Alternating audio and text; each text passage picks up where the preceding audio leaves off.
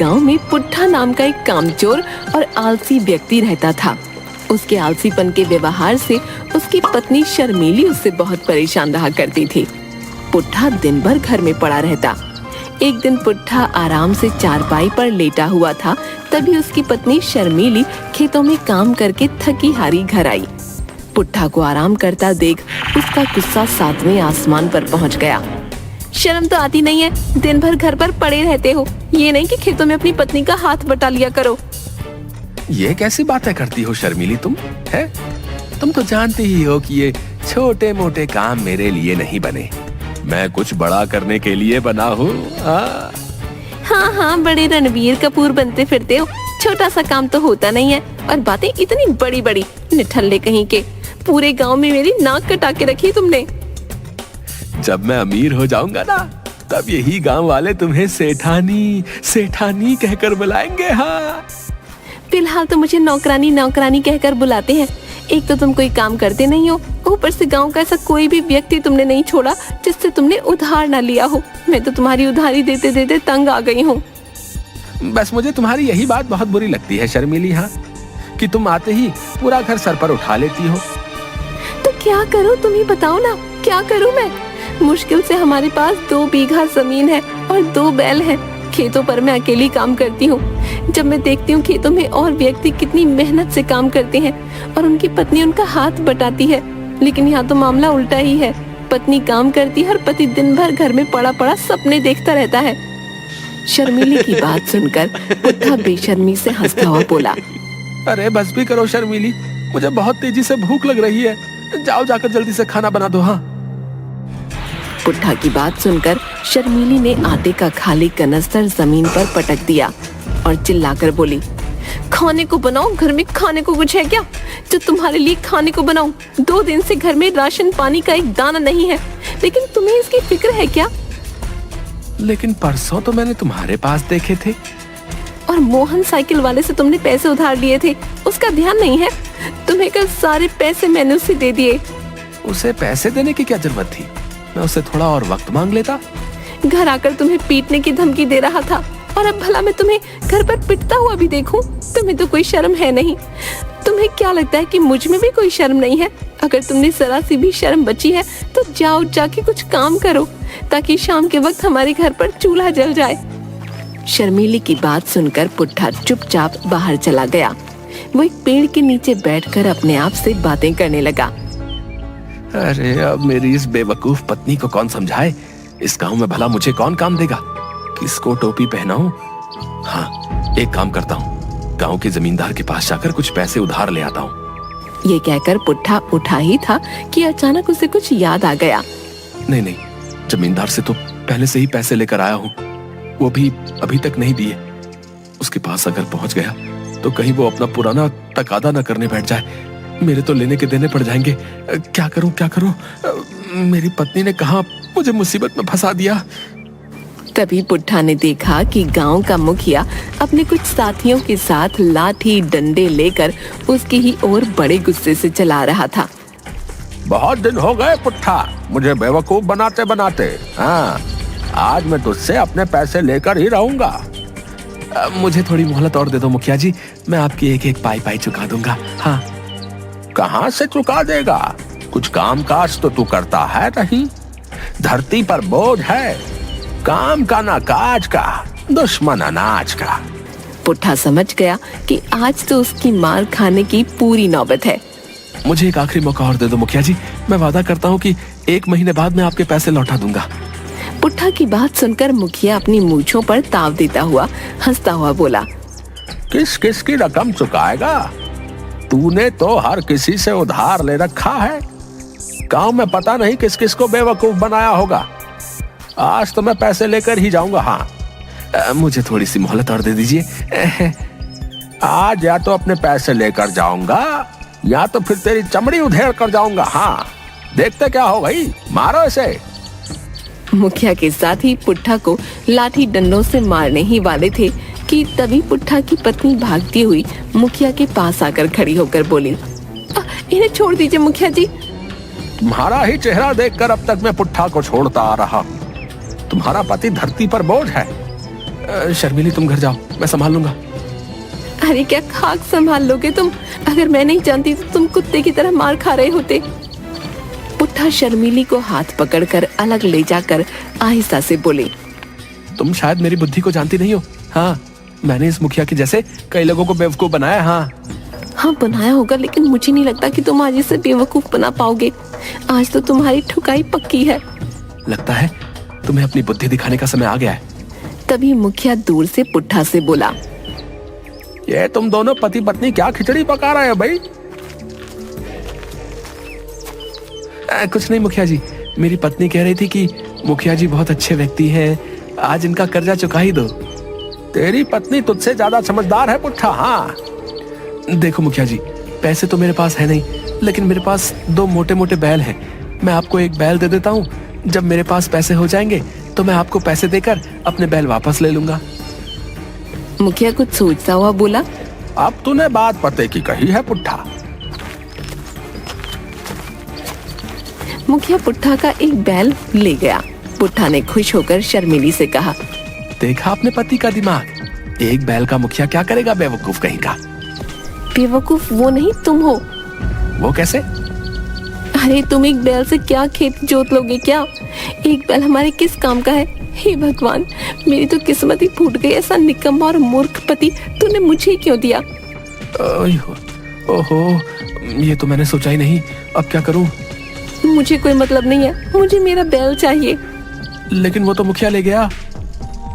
कोई बात नहीं, दूसरे बैल की जगह तुम काम करोगे। एक बैल से खेत नहीं चलता, और जब खेती नहीं हो पाएगी तो फसल नहीं हो पाएगी, और जब फसल ही नहीं होगी तो हम उसके पैसे कहाँ से चुकाएंगे? दे देकर बड़ी मुश्किल से कुछ पैसे जमा कर करके बीज लेकर आई थी। अब भला इन चीजों का मैं क्या करूंगी? इतना कहकर शर्मिली वहां से चली गई।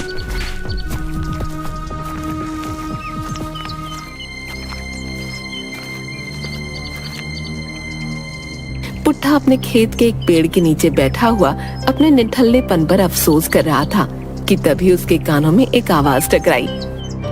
इस तरह उदास क्यों बैठा है? पुट्ठा ने जैसे ही सामने देखा तो एक साधु जिसके चेहरे पर तेज झलक था, उसके सामने उसे खड़े देखकर मुस्कुरा रहे थे। जाओ बाबा, अभी मेरा बात करने का मूड नहीं है, मैं वैसे ही बहुत ज्यादा परेशान हूँ। मैं जानता हूँ तेरी परेशानी क्या है। गांव का मुखिया तेरा एक बैल छीनकर जबरदस्ती ले गया, और तेरे ऊपर गांव की उधारी अलग से है। तेरी पत्नी तुझसे नाराज है, और तू यही सोच रहा है कि इन सारी मुसीबतों से छुटकारा कैसे पाया जाए। साधु की बात सुनकर पुट्ठा तुरंत उठ खड़ा हुआ और वो साधु के पैरों पर गिरकर बोला, आप तो बहुत पहुंचे हुए साधु लगते हैं, मेरी मदद कीजिए साधु महाराज। क्या आप चमत्कार कर सकते हैं? हर इंसान के अंदर चमत्कार छुपा होता है, बस उस इंसान को उस चमत्कार को देखने की और परखने की आवश्यकता होती है। बोल, क्या चाहिए तुझे? पुट्ठा साधु की बात सुनकर कुछ सोचता हुआ बोला, मेरा एक बैल जमींदार जबरदस्ती छीन कर ले गया है। मुझे मेरा बैल वापस दिलवा दीजिए, ताकि मैं मेहनत करके अपने खेत जोत सकूं और अच्छी सी फसल उगाकर उसे बेचकर अपनी उधारी चुका सकूं। पुट्ठा की बात सुनकर साधु मुस्कुराता हुआ बोला, तू चाहता तो मुझसे धन दौलत सोना चांदी भी मांग सकता था। इसका मतलब तेरा दिल अंदर से साफ सुथरा है, मगर तेरे ऊपर आलस हावी है। मेरी मदद कीजिए साधु महाराज। जो चला गया उस पर अफसोस करने से कोई फायदा नहीं है। मैं तुझे कोई दूसरा बैल नहीं दूंगा, बल्कि मैं अपनी शक्ति से तेरे शरीर में एक बैल के बराबर ताकत भर सकता हूं, जिससे तू अकेले अपने खेत जोत सकता है। बोल, चाहता है ऐसा?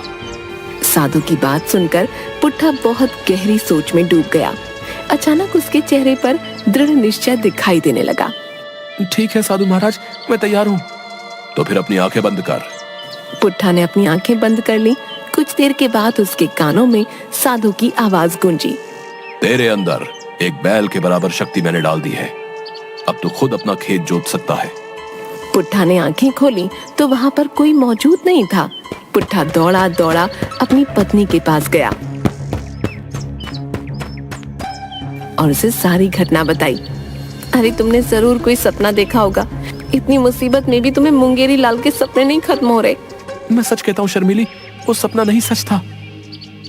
अगर ऐसी बात है तो फिर हमारे एक बैल का जोड़ीदार तुम बनोगे। देखती हूँ कितनी शक्ति डाली उस साधु ने तुम्हारे अंदर। अगले दिन एक बैल के साथ पुट्ठा भी अपने खेत जोतने लगा। पुट्ठा को अपने शरीर के अंदर असीम शक्ति का अनुभव हो रहा था। पुट्ठा के अंदर इतनी ताकत देख शर्मीली की आंखें विस्मय से फटी की फटी रह गईं। कुछ ही दिनों में सारे गांव में ये चर्चा फैल गई कि पुट्ठा के अंदर एक बैल के बराबर ताकत आ गई है। ये खबर उड़ते उड़ते मुखिया के कानों तक भी पहुंची। मुखिया अपने साथियों की ओर देखकर बोला, क्या ये सच है कि पुट्ठा के अंदर एक बैल के बराबर ताकत आ गई है? मुखिया का एक साथी बोला, मैं सच कह रहा हूँ मुखिया जी, मैंने अपनी आंखों से देखा। पुट्ठा एक बैल की जगह खुद काम कर रहा है। मेरी तो आंखें फटी की फटी रह गईं। अगर ऐसे ही हाल रहा तो फिर तो वो अपने खेत में बहुत अच्छी फसल उगा लेगा और मेरे पैसे लौटाकर अपना बैल वापस ले जाएगा। उसने मुझे बेवकूफ बनाया था। मैं सोच रहा था कि कुछ दिनों बाद उसका दूसरा बैल भी उठवा लूंगा। मेरी तो सारी की सारी योजना पर पानी फिर गया। अब क्या करेंगे आप? जाओ जाकर पुट्ठा का पीट पीट कर बुरा हाल कर दो। मुखिया की बात सुनकर मुखिया के सभी साथी सहम गए और सभी के माथे पर पसीना आ गया। मुखिया चिल्लाते हुए बोला, क्या हुआ तुम सब मुस्टंडों को? मैं तुम सबको रोज ताजा ताजा मट्ठा और दूध पिलाकर पालता हूँ, हैं? तुम पुट्ठे को मार नहीं सकते। मुखिया की बात पर एक साथी डरता हुआ बोला, मुखिया जी, पुट्ठा के अंदर एक बैल के बराबर शक्ति है। अंदाजा लगाइए, अगर हम में से कोई उसे पीटने के लिए गया तो हम उसका एक मुक्का बर्दाश्त नहीं कर पाएंगे। मेरी मानिए मुखिया जी, तो आप भी उसे पीटने का सपना छोड़ दीजिए। अब पुट्ठा वो पुट्ठा नहीं रहा। हाँ। अपने साथी की बात सुनकर मुखिया चुपचाप हो गया। सच तो ये था कि मुखिया भी अंदर से घबरा चुका था। कुछ ही महीनों में पुट्ठा की फसल बहुत अच्छी तैयार हो गई और उसकी फसल बहुत अच्छे दामों पर बिकी। पुट्ठा तुरंत पैसे लेकर मुखिया के पास गया। ये लीजिए मुखिया जी, अपने रुपए, और कृपया करके मेरा बैल वापस दे दीजिए। मुखिया ने डरते डरते पैसे लेकर पुट्ठा का बैल वापस कर दिया। पुट्ठा के घर पर अब खुशहाली आ गई। धीरे धीरे करके पुट्ठा ने सारे गांव वालों की उधारी चुका दी। लेकिन पुट्ठा अब रात में भी एक बैल के साथ मिलकर लगातार काम करने लगा। अब उसकी पत्नी उसके काम से परेशान हो गई। बस भी कीजिए, अब थोड़ा आराम तो कर लीजिए। नहीं, मेरे अंदर असीम शक्ति है, मैं नहीं रुक सकता। अरे लेकिन फसल तो कट चुकी है, बीज अभी बोए नहीं है, खाली जमीन पर हल क्यों चला रहे हो? क्या? कोई बात नहीं, मैं दूसरे के खेत में जाकर हल चलाऊंगा। शर्मीली अपने आप से बोली, हे भगवान, ये तो अब रुक ही नहीं रहे, ऐसे तो इनकी हालत खराब हो जाएगी। शर्मीली एक दिन उसी पेड़ के नीचे उदास बैठी थी कि तभी वही साधु फिर से प्रकट हो गए। क्या हुआ बेटी, क्यों उदास बैठी हो? पुट्ठा की पत्नी हाथ जोड़कर उन साधु के सामने खड़ी हो गई। मेरे पति को एक चमत्कारी साधु ने एक बैल के बराबर शक्ति दी थी बाबा, मगर अब वो रुक ही नहीं रहे, लगातार काम कर रहे हैं। शर्मीली की बात सुनकर साधु हंसते हुए बोला, मैंने ही वो शक्ति दी थी।